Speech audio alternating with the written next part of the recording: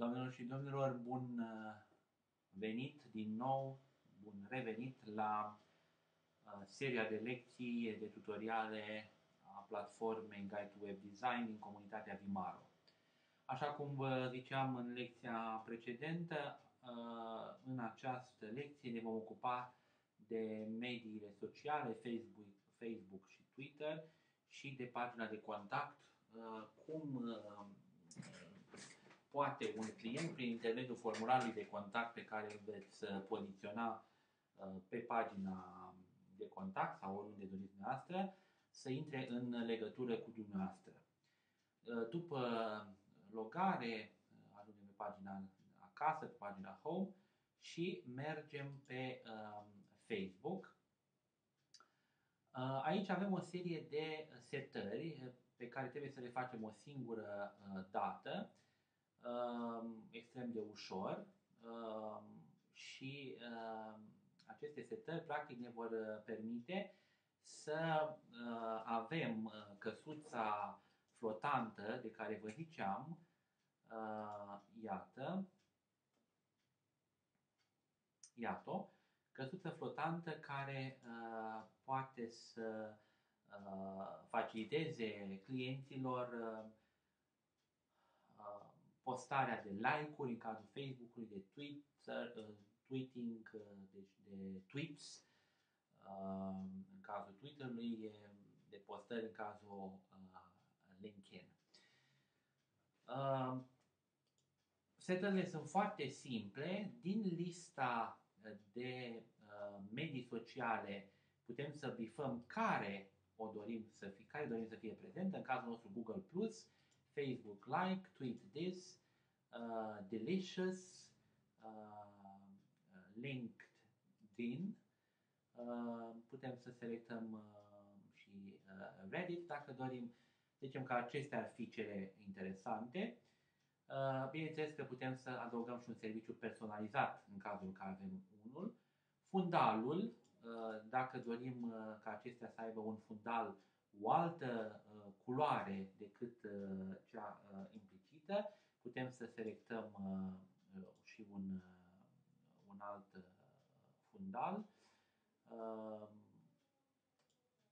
pe măsura dorințelor noastre. Marginea, cât de groasă, de exemplu 2 pixel solid cu AAA, este codul de culori pe care, iată, aceasta este marginea căsuței noastre. Lățimea marginii, să zicem că o dorim de 4 pixel. Textul, căsuța va fi colorată vertical față de text, față de partea de sus a paginii, față de partea de jos. Offset-ul orizontal, deci așezarea orizontală. Sunt o mulțime de setări de poziționare, pot fi setate cu ușurință. Bineînțeles, la final apăsăm butonul salvează. După ce am salvat, iată cum arată în acest moment căsuța noastră. Având în vedere că am poziționat-o acolo, ea va sta în partea de sus, dar bineînțeles că putem să revenim și să o poziționăm ca text. Salvează. Ia să vedem modificarea.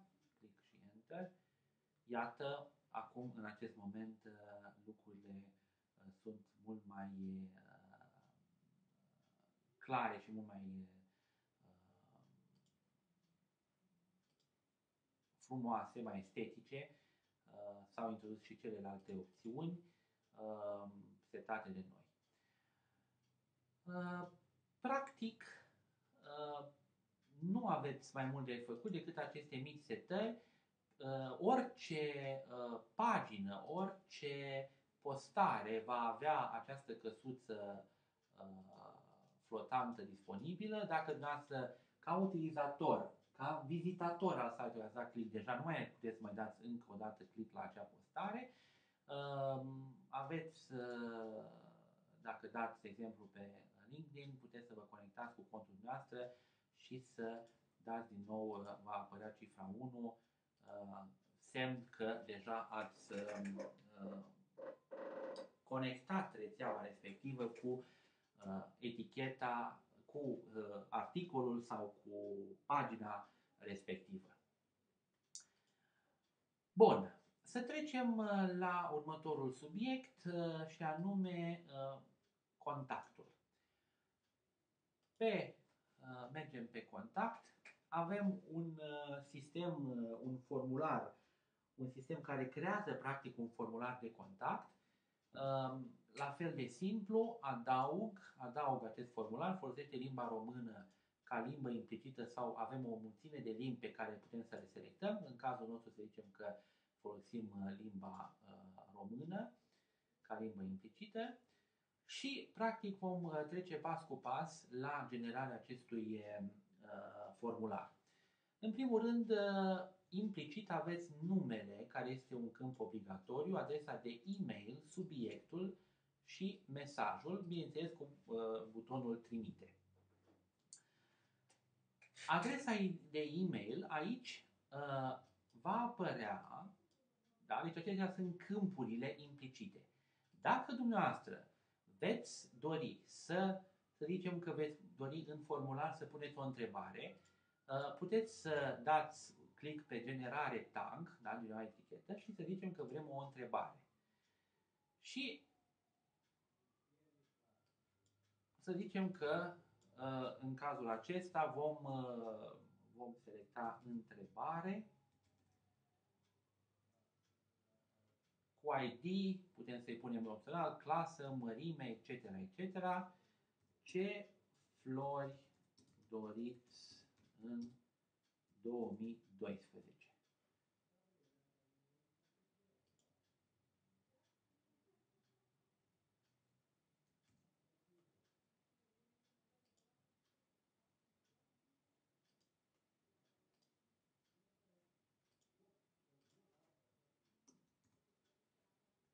Să zicem că ați copiat acest cod, și lipiți-l în formularul din stânga, s-a copiat acest cod, l-am lipit, să zicem, sub mesaj. Putem să selectăm și alte tipuri de tag-uri, căsuțe cu bifă,